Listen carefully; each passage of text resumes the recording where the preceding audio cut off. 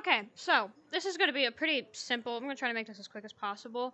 I'm also going to be building the curtain rod. So I mean, you know, yay. So turn your settings on grid. First of all, equip tube. Sorry, make sure tube. You're on tube. It could be any color. I'm using gray. You want to have. I don't know what that is. That's not important.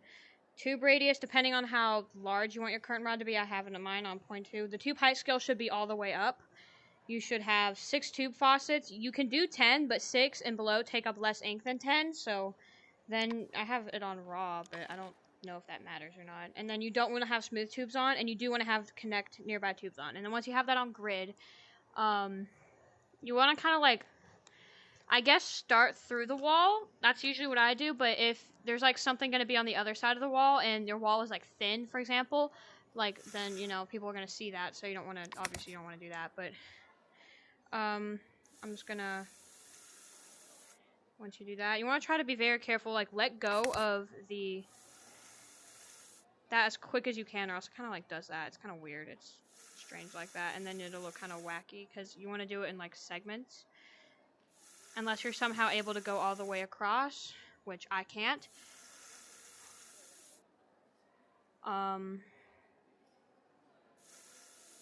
There. Okay, there's my little, it's a little uneven here. Let's move that over a little bit. Yeah. Turn grid off for that. That's good enough. Okay. And then I'm going to turn my grid back on just to make sure the shape gets placed evenly. You want to go to half pipe. And this, obviously, I'll recolor this at the end. Yeah, it's the best we're gonna get. Rotate it, and then if it's easier, you can just kind of click it, and it'll, like, rotate. Sometimes you have to, and you want to use this, and you want to move it. Turn the freaking grid off. I keep forgetting to do that. Grid is helpful, but not for everything. Yeah, I'm gonna put this through just a little bit. Scale it about that much. We'll make some longer curtains.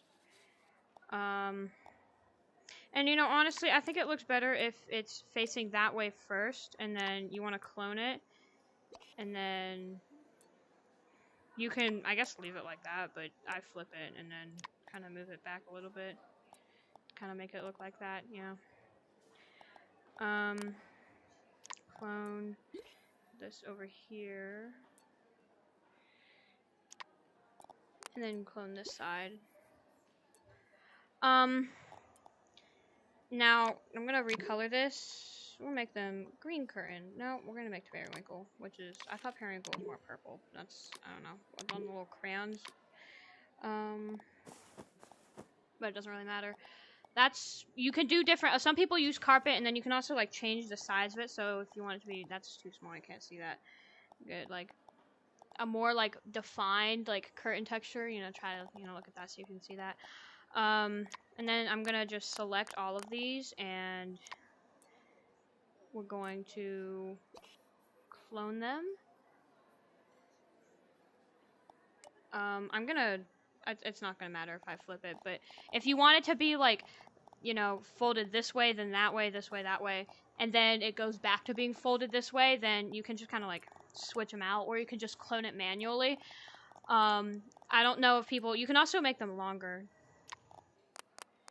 I usually make them pretty short, but so you can make them longer, you can make them a little bit wider if you want, depending on your curtain thing, if you have them all selected. You can also make them thinner. So, it's really up to you, depending on like the style of game. You can also fill it completely. I didn't, usually there'd be like a window pane here, but I was kind of too lazy to build it. It's like 8 p.m. I have school tomorrow. Give me a break. But there you have it. That's how you build curtain. Yeah. Bye.